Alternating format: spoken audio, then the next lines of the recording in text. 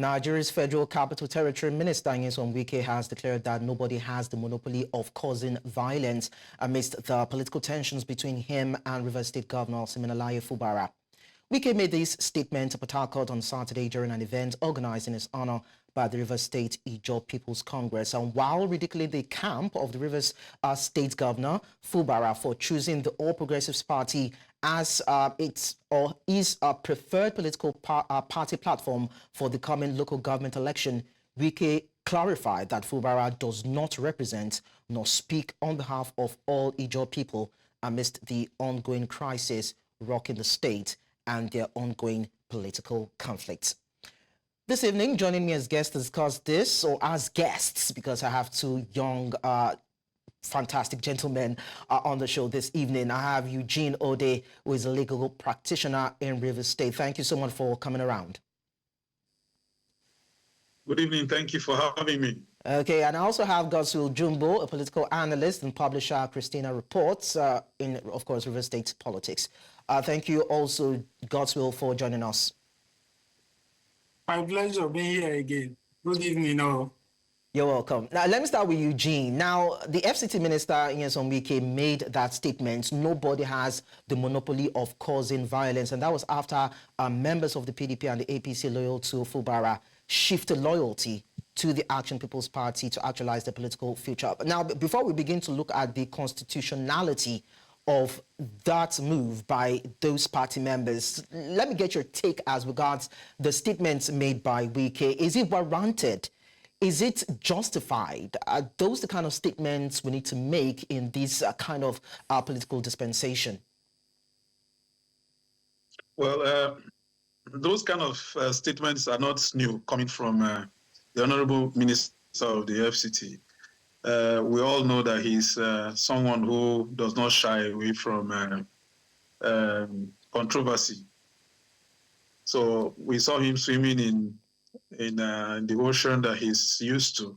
So this kind of rhetoric is almost synonymous with the name Nyesom Wike in Rivers State. If you remember some years ago when he said something similar to this during the election, governorship election, when he actually was addressing the resident electoral commissioner who was posted to Rivers State, that if he's coming to Rivers State to rig the election, he should write his will before coming to Rivers State. Well, we know Nyesom Wike for this kind of rhetoric. So we are used to it. It's nothing new. And one thing we must tell people is that the gentleman is not a violent person. If you know Nyesom Wike very well, he doesn't encourage violence. So he might just be saying these things because he wants to put his opponent under pressure. But personally, I know him. He's a lawyer. He knows the consequences of his actions, and he takes his actions carefully. He weighs his actions carefully. He doesn't.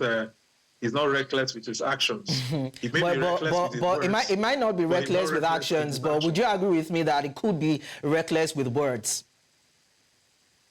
Yeah, I just said so. He could be reckless with words, but the Nyesom Wike that we know is not reckless with actions. Okay, let me quickly get let me quickly get GodsWill's thoughts on this. Now, in a position or in a situation whereby such statements could be misinterpreted, we know the role that he played in the general elections in 2023 as regards, of course, the presidential elections. And we know the kind of statements he made. And the statement he recently made, or should I say a couple of weeks ago, telling the G5 that for those who are probably, trying to support Fubara in this course of action politically, is going to set fire to their state. So when we begin to see statements like the GodsWill, what does it tell you? Okay, my friend and my respected chief, Chief Eugene Odey, I like his submissions, and I like his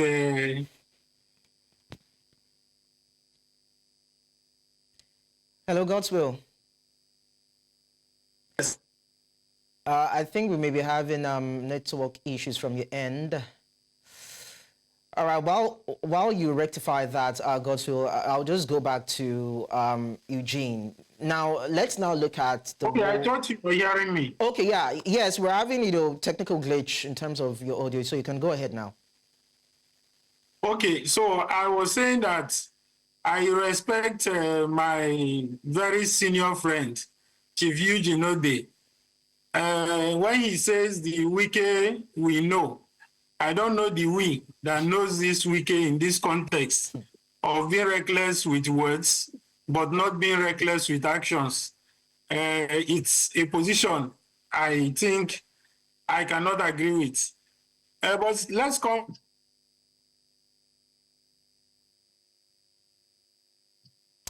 I think we need to... When leaders speak. Okay. When leaders speak, what do their listeners, what do their followers do with what they speak, what they say in public? But their followers will hear them, sometimes even from just the body language, will go and act on their behalf. And I think former President Goodluck Jonathan, he made it very clear. In one of his public statements, he said, look at me, listen to what I say. I am not a violent person. So the way you talk, statements you make in public can actually inspire people to take actions which you did not take, but they can take on your behalf. When he is talking about anybody having the monopoly of violence, who is deploying violence? Who is vending violence in Rivers State? Nobody is talking about violence. Nobody is carrying guns. Nobody is shooting anybody. So when somebody begins to talk about violence, we have not talked about violence. The political environment is strictly political. Everybody is going about their normal business of campaigning.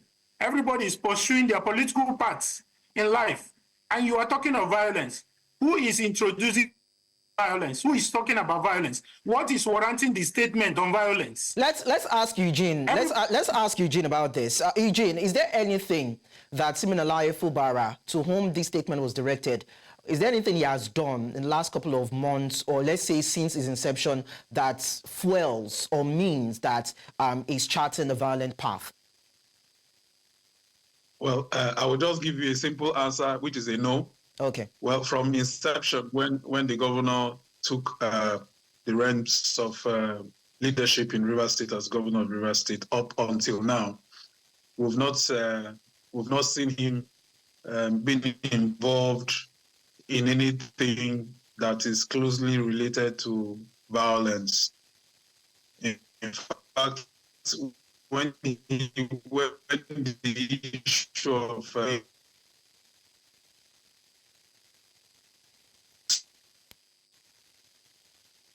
in the way we expected someone in his caliber to handle peace in the state,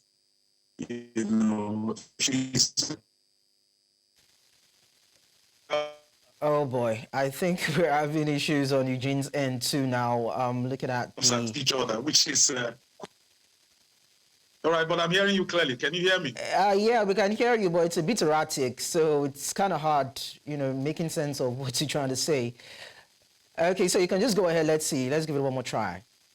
All right. So what I'm saying is that Fubara has not shown himself to be someone who has the tendency to be violent. Most of his issues have been addressed, verbally and mostly through judicial process and so on and so forth.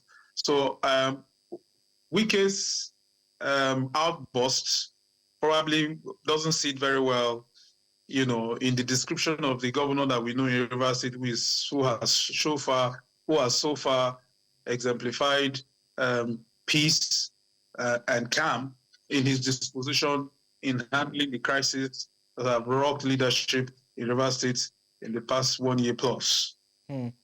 Okay, GodsWill, would you describe Wike as the godfather of politics in Rivers State? Because one would have expected that he would concentrate more on his current, task at hand as the FCT Minister and not dabble in any way into the political affairs of Rivers State. Of course, it was the former governor, but then, I mean, it was one of those who was instrumental for the emergence of Siminalayi Fubara. How would you describe his, of course, continuous intrusion in politics in the States?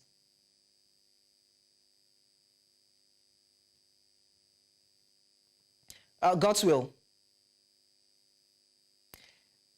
Okay, so we just lost our connection with GodsWill. Let me just throw that particular question to Eugene. Let me get your feel as regards that.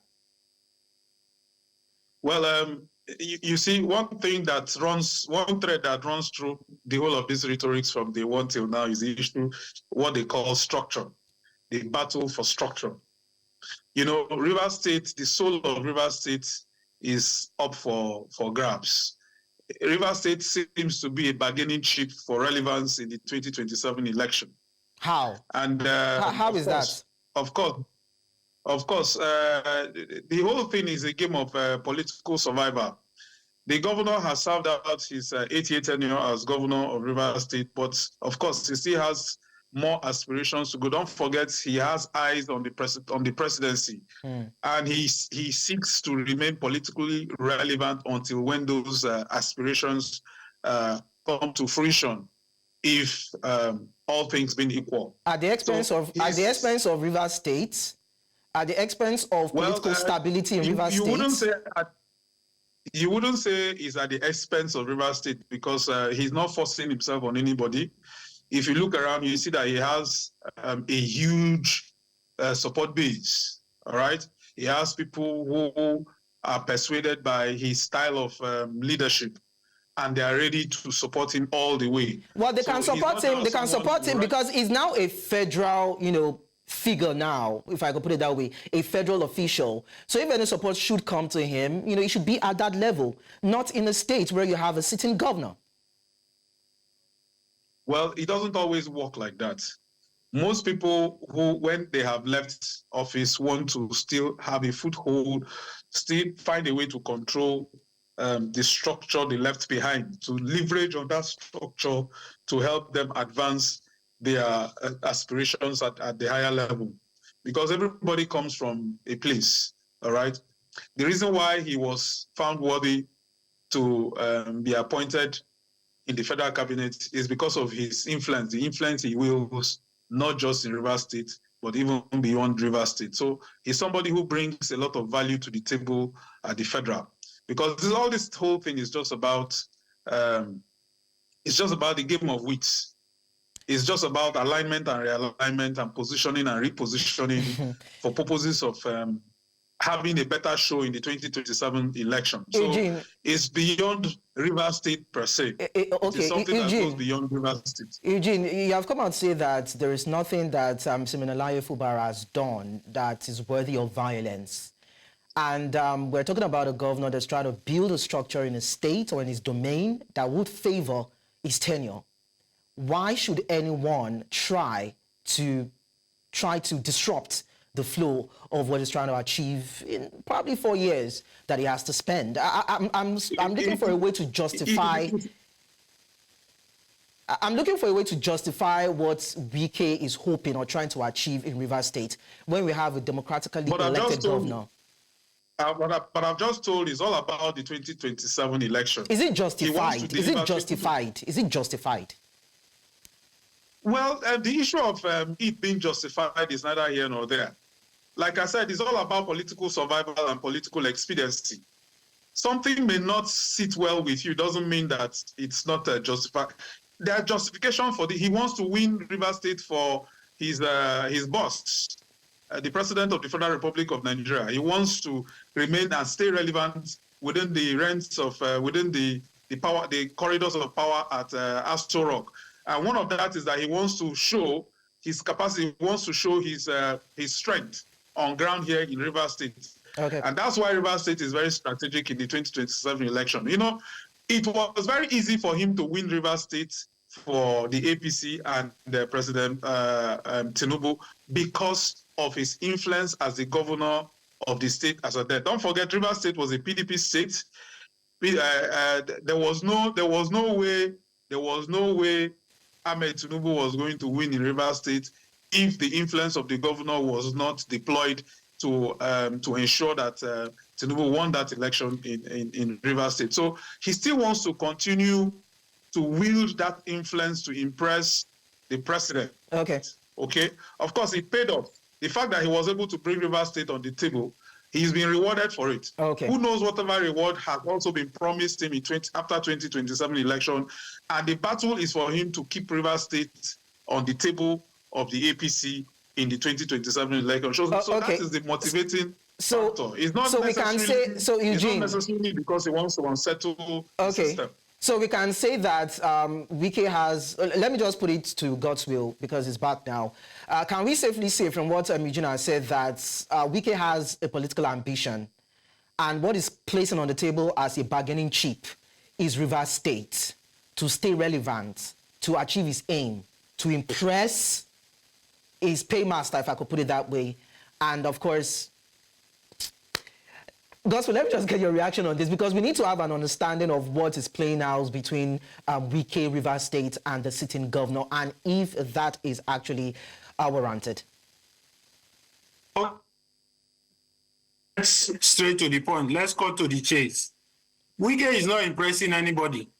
Wike just wants to be relevant politically. And unfortunately, he's not going about it the right way. Wike does not have political street credibility. Let him keep the courts aside. Let him keep violence aside. Let him keep all this braggadocio aside. Let him walk the streets of Rivers State. And let's see. Let us have elections without any drama. Let us.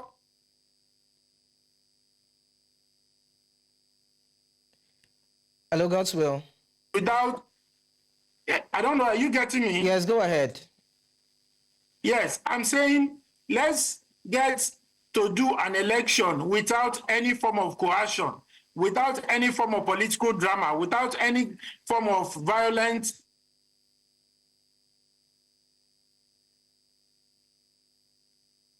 Let people go freely and exercise their franchise at the polling unit by polling unit. All right, I think it's been a bit of a battle with GodsWill Jumbo's network.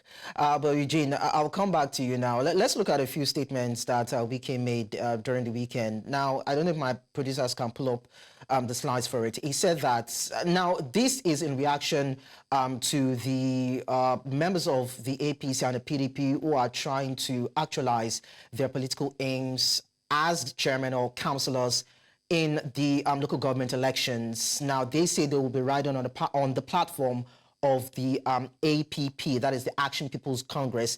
And in that event on Saturday, he came out to say that, imagine in Rivers State, they are contemplating APP. It is not about money. Money does not move. You can have all the money, but if there is no capacity, there is no capacity. Now, Eugene, okay, so the other statement says, we have not started politics. When the time comes, we will play politics. Our job is politics. Tell them to keep their party ready. We will teach them what it's called politics.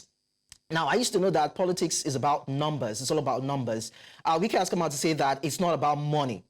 And it's talking about teaching politics. We might not necessarily, draw anything negative out of what he has said. But I'd like to find out from you, from a man who was allegedly accused of anti-party activities in the 2023 general election, just as you have confirmed, winning the state that used to be a PDP state for APC. And a statement like this is coming from him. As a sitting PDP governor, yes. So doesn't that reek of hypocrisy? I'd like to take your reaction to this. Well, truth be told, in politics, there's no sentiments, all right? It's a game of interest. Wherever your interest lies, you pursue it, okay? It doesn't matter what people may say. In fact, I'm going to borrow the words of the former governor of Rivers State, Right Honorable Chibike Rotimi Amici, who said, and I quote, that there is no morality in politics. If you want morality, you go to church. And that is a fact. There's no better way to put it. All right. Now, Wike's rhetoric of saying that the issue of the party moving, the governor contemplating going to APP and all that, and the issue of money does not cut it, and all that. Well, that is a fact. You may have all the money in this world, but if you don't have the political sagacity, if you don't have the capacity, if you don't have the knowledge of how to navigate the system, your money will fail you. And that is what Wike is actually schooling those who he thinks are his opponents. He feels he is more politically savvy. He is more politically intelligent. I'm even looking, Eugene, I'm looking at the principle of morals here now. I understand the political aspects to this. I'm looking at the morality behind the statements and the figure himself with what has played out and what he has said. GodsWill, you are back. Let me also quickly get your view. I hope the network will be favorable now before I go back to Eugene. What's your take as regards the person of Wike, the role he played in the general elections in 2023 and such statements coming from him?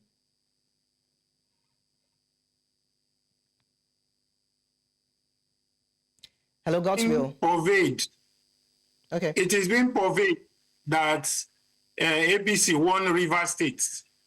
But as a journalist that was on the streets with my staff across the 23 LGAs,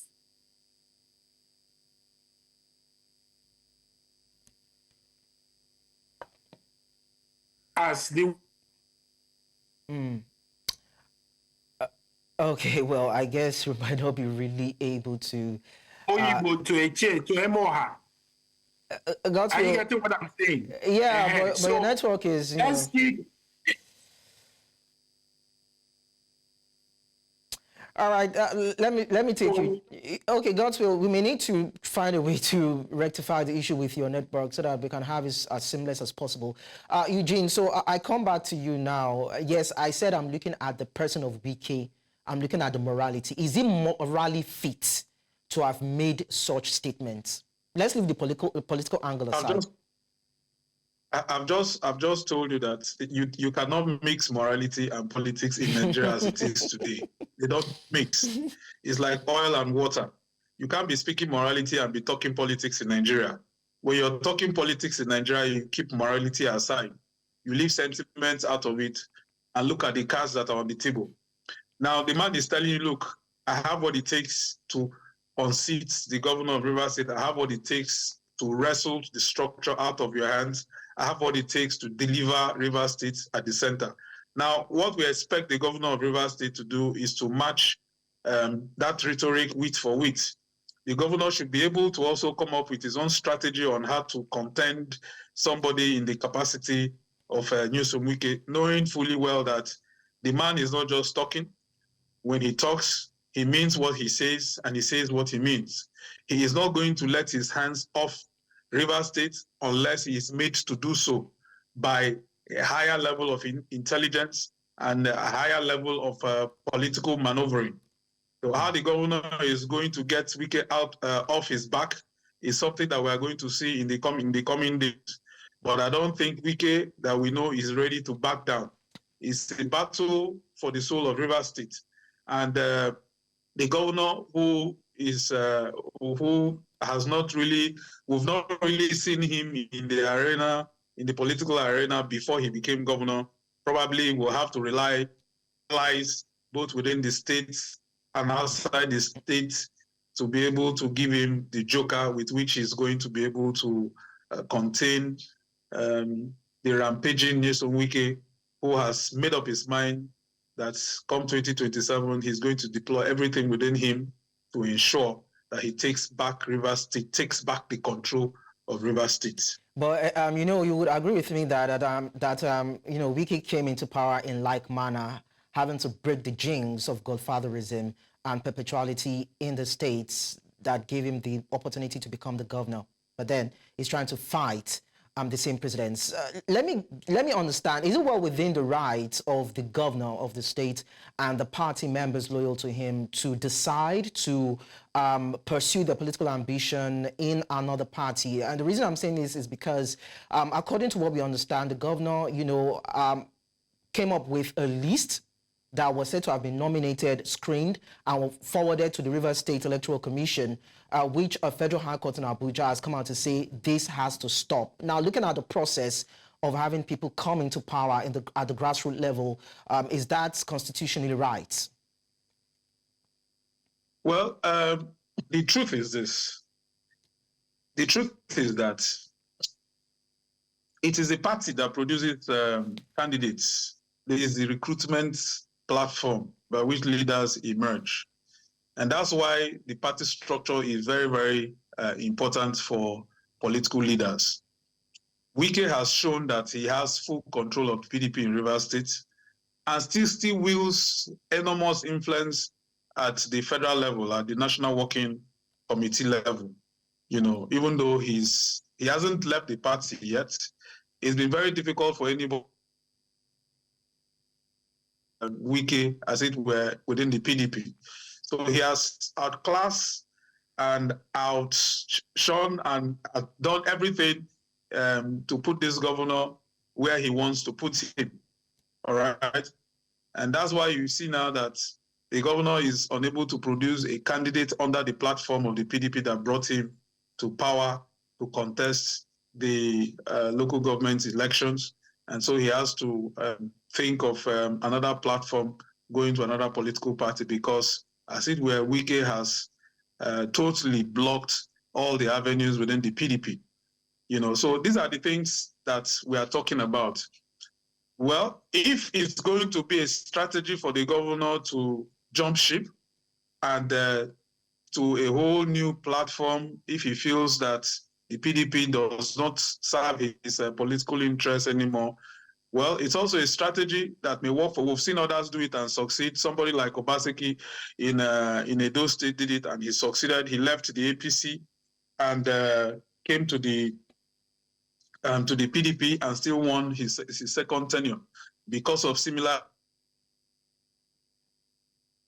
in the APC. So, well, like I said, the coming days and the coming months and the coming years will show us how politically savvy and how politically witty Governor Fubara is, and if he has learned from his master. Okay, so Eugene, just about 10 seconds. I'd like to find out, is Wike a distraction in Rivers State governance? Yes or no? Well, I won't say he's a distraction. I won't also say he's not a distraction. It all depends on the mood of the governor of the state. Like I told you from the beginning, the governor has maintained his composure. He's in good governance of Rivers State. So all those have not in any way deterred him from. The guy is doing well. He's doing well for Rivers State, and Rivers State is moving forward. Okay. All right. GodsWill Jumbo, are you still there? Probably I can just get one line of thoughts to wrap things up from you. All right, I think, well, we couldn't really get more details from GodsWill as regards his opinion on this. But then I want to say a big thank you to Eugene Odey, a legal practitioner from Rivers State, and of course, GodsWill Jumbo, a political analyst and publisher, Christina Reports in Rivers Politics. Thank you so much, gentlemen, for sharing your thoughts with us on the conversation.